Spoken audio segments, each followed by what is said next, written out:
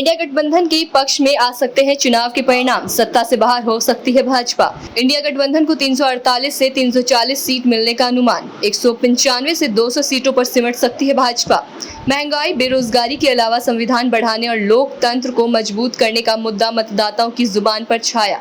चुनावी सर्वेक्षण में जुटी कई एक एजेंसियां, सबके आ रहे अलग अलग चुनाव सर्वेक्षण।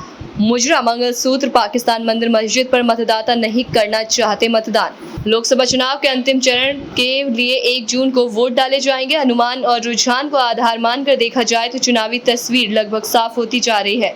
चुनाव प्रचार में जो मुद्दे उछाले गए हैं, जन भावनाओं को अपने पक्ष में मोड़ने के जो प्रयास किए गए, उन सभी का आम मतदाताओं पर कितना असर हुआ, ये पड़ताल करने के बाद ऐसा प्रतीत होता है कि 400 पार का नारा जुमला साबित हो सकता है। जबकि इंडिया गठबंधन को बहुमत मिलने का अनुमान भी लगाया जा रहा है। लोकसभा के लिए 543 सीटों पर चुनाव हो रहा है।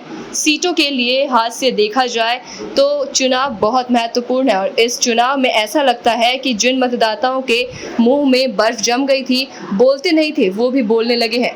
संविधान बचाने की बात हो या फिर लोकतंत्र मजबूत करने की बात हो, मतदाता हर एक सवाल का जवाब दे रहे हैं। मुजरा, मटन, मंगलसूत्र, पाकिस्तान, करप्शन, परिवारवाद, राम मंदिर, विकसित भारत जैसे जुमलों पर महंगाई, बेरोजगारी, किसानों, मजदूरों, छात्र, नौजवानों की समस्याएं और महिला सशक्तिकरण का वादा भारी पड़ता दिखाई दे रहा है। आम मतदाता अपनी रोजमर्रा की जिंदगी को आसान बनाना चाहते हैं। यही वजह है कि वो झूठ और जुमलेबाजी पर विश्वास करने को तैयार नहीं है। लोकसभा चुनाव में किसकी जीत हो रही है और कौन हारेगा, इस बात को लेकर पड़ताल जारी है कि अगर सभी राजनीतिक विश्लेषकों के लिए विश्लेषण को सही माना जाए तो इस बार इंडिया गठबंधन को 348 से 340 सीटें मिलने का अनुमान लगाया जा रहा है, जबकि भाजपा गठबंधन को 195 से 200 सीटों का लाभ मिल सकता है। कभी कभी अनुमान और रुझानों के विपरीत भी परिणाम आते देखे गए हैं। सरकार किसकी बनेगी, ये मतगणना के बाद ही पता चल सकेगा। बताते चले कि कुछ राज्यों में भाजपा भारी नुकसान का अनुमान लगाया जा रहा है।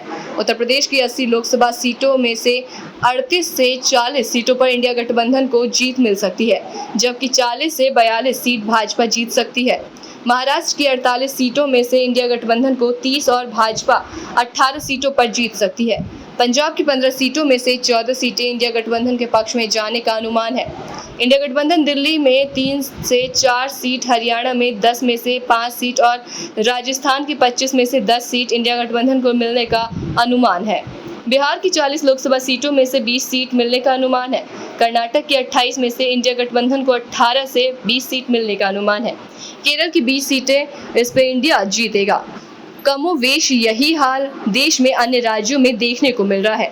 देश भर में लोकसभा चुनाव को लेकर चर्चाएं तेज है। कहीं जीत की बात हो रही है तो कहीं हार की चर्चा। लोगों के बीच तमाम तरह के मुद्दे हैं। मुद्दों का हल भी ढूंढा जा रहा है और मतदाताओं का ध्यान हटाने के लिए झूठ भी बोला जा रहा है। अब देखना ये होगा कि अनुमान और रुझानों के आधार पर तैयार किए गए हार जीत के आंकड़े कितने सटीक साबित होते हैं। अगले एपिसोड में कुछ नया लेकर कल फिर मिलते हैं। धन्यवाद।